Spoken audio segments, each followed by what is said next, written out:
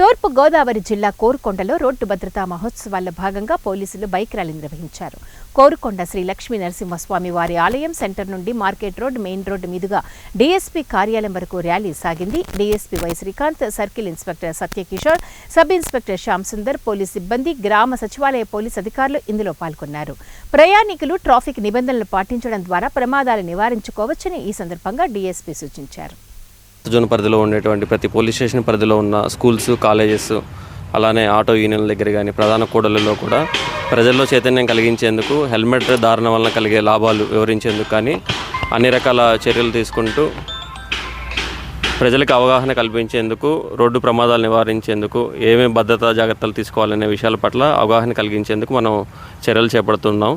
ఇందులో భాగంగానే ప్రతిరోజు కూడా స్కూల్స్కి, కాలేజెస్కి వెళ్ళి పిల్లలకి చైతన్యవంతం చేయడం, అలానే ఆటో యూనియన్లు ఎవరైతే ఉన్నారో వాళ్ళకు కూడా అవగాహన కల్పించడం, హెల్మెట్ ధారణ వలన కలిగే లాభాలు తెలియపరచడం జరుగుతూ ఉంటుంది. ఈరోజు అందులో భాగంగానే ఈ ర్యాలీ కార్యక్రమం నిర్వహించడం జరిగింది.